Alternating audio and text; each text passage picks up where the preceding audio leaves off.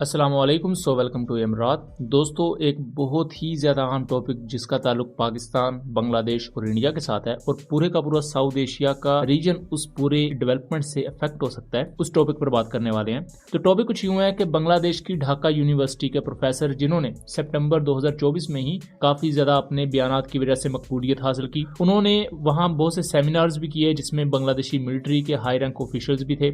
इन्हीं सेमिनार्स में वो यहाँ तक कह चुके कि पाकिस्तान और बांग्लादेश को न्यूक्लियर ट्रीटी साइन कर लेनी चाहिए। तो अब उन्होंने एक इंटरव्यू दिया है। इस इंटरव्यू में उन्होंने ये कहा है कि बांग्लादेश को इंडिया के खिलाफ तैयारी मुकम्मल करने के लिए पाकिस्तान से 3 स्क्वाड्रन JF-17 ब्लॉक 3 एयरक्राफ्ट के खरीदने चाहिए। उन्होंने एग्जैक्ट अल्फाज क्या कहे हैं वो मैं आपको खुद सुनवाता हूँ। পাকিস্তানের কাছ থেকে হয়তো আমাদেরকে খুব অ্যাডভান্সড ফাইটার জেটস কিনতে হতে পারে, তখন কি বলবেন পাকিস্তান প্রীতি? ওই যে J7 যেটা আজকে যদি আমাদের ধরেন এয়ারবেসগুলায় 3 স্কোয়াড্রন J7 যেটা চীন পাকিস্তান জয়েন্ট প্রযুক্তিতে তৈরি হয়।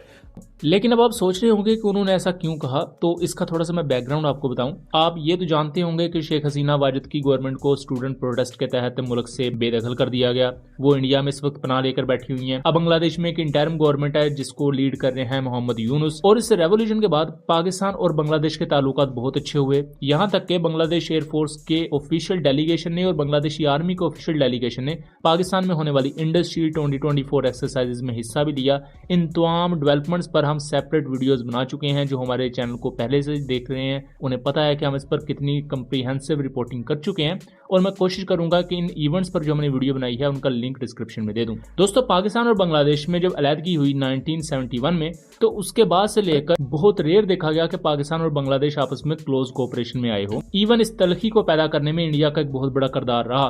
लेकिन जब से एक नई गवर्नमेंट आई तो लोगों ने खुद से अपनी रिप्रेजेंटेशन को शो किया और लोगों ने कहा कि कब तक पाकिस्तान के खिलाफ या चीन या तुर्की जैसे मुल्कों के खिलाफ रहेंगे या उस नफरत को बढ़ावा देते रहेंगे इंडिया की मोहब्बत में। सो इंडिया के साथ बेहतर ताल्लुकात रखने हैं तो रखें, लेकिन पाकिस्तान जैसे कंट्रीज के साथ भी बुरे ताल्लुकात नहीं रखे जा सकते। तो पाकिस्तान के साथ ताल्लुकात में बेहतरी आई।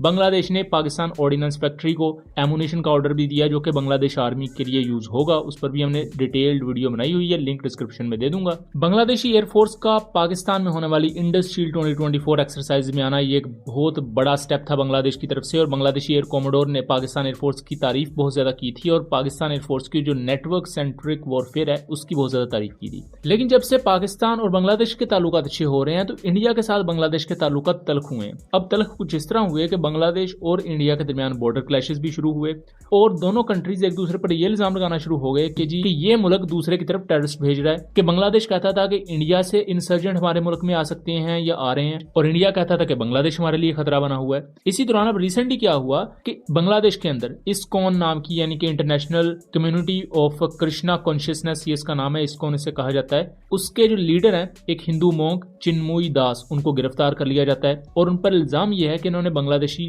झंडे की बेहरमती की है।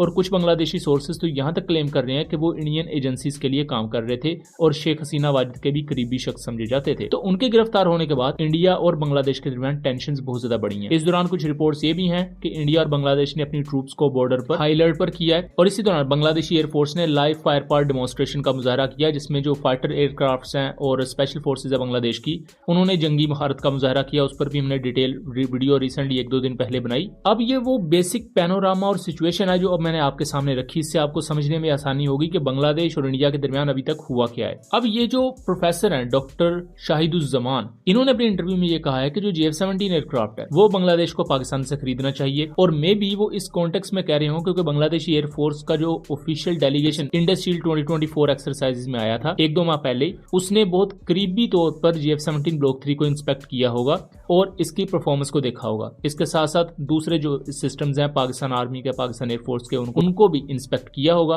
तो शायद ये वो बेसिक कॉन्टेक्स्ट हो सकता है जिसमें ये बांग्लादेशी एनालिस्ट या प्रोफेसर ये बात कर रहे हैं। क्योंकि इनकी जो ज्यादा मकबूलियत बनी थी वो सितंबर 2024 में। ये भी आप समझ लें कि शेख हसीना वाजिद के एक मुखालिफ फिगर समझे जाते हैं और एक बहुत ज्यादा प्रोमिनेंट शख्सियत बने तब जब इन्होंने ढाका यूनिवर्सिटी में एक सेमिनार से खिताब किया और ये कहा कि पाकिस्तान और बांग्लादेश को स्ट्रेटेजिक लेवल के मुआहदे अब साइन करने चाहिए। अगर बांग्लादेश जैसी कंट्री को इंडिया के अग्रेशन से बचना है, क्योंकि इंडिया एक बड़ा मुल्क है और किसी भी सूरत में अगर इंडिया अग्रेशन करता है तो बांग्लादेश अकेला टैकल नहीं कर पाएगा। तो उसके लिए बड़े कंट्रीज का जैसे पाकिस्तान, चाइना है, तो इनका बांग्लादेश के साथ होना जरूरी है। तो ये जो उनका इंटरव्यू है जिसमें वो JF-17 ब्लॉक 3 एयरक्राफ्ट की प्रोक्योरमेंट की बात कर रहे हैं, तो ये उस कॉन्टेक्स्ट में हो सकता है, ये कोई ऑफिशियल बात नहीं है। आप डॉक्टर शाहिदुज्जमान का जो स्टेटस है वो एक इम्पैक्टफुल फिगर के तौर पर देख सकते हैं, जिनके सेमिनार्स को इवन ढाका यूनिवर्सिटी में बांग्लादेशी आर्मी के ऑफिसर्स भी सुनते हैं। तो उस कॉन्टेक्स्ट में पाकिस्तान एयरफोर्स के लिए ये बात कहनी या पाकिस्तान के लिए ये बात कहनी, ये बहुत ज्यादा खुशाइंद है। लेकिन इसके साथ साथ इसे किसी भी तौर पर ऑफिशियल कंफर्मेशन या ऑफिशियल अल्फाज के तौर पर भी नहीं लिया जा सकता। ये एक शख्स वाहिद की राय हो सकती है, या हो सकता है इस चीज को लेकर पाकिस्तान और बांग्लादेश के दरमियान निगोशिएशंस हो रही हो, क्योंकि हमने रिसेंटली भी बात की कि पाकिस्तान ने 82 के करीब MOU साइन किए हैं जिनकी मालियत $30 बिलियन से ज्यादा हो सकती है, और ये दफा के मैदान में है, जिसमें हो सकता है कि JF-17 ब्लॉक 3 एयरक्राफ्ट के बहुत से ऑर्डर मुस्तकबिल में पाकिस्तान को मिले, और बांग्लादेश भी उन मुल्कों में से एक हो सकता है जो पाकिस्तान से JF-17 ब्लॉक 3 एयरक्राफ्ट खरीदे। तो दोस्तों ये था एनालिसिस, उम्मीद करता हूँ चीजें क्लियर रही होंगी। वीडियो पसंद आई हो तो इसे ज्यादा से ज्यादा शेयर कीजिएगा एंड चैनल को सब्सक्राइब कीजिएगा। मिलेंगे अगली वीडियो में, तब तक के लिए अल्लाह हाफिज।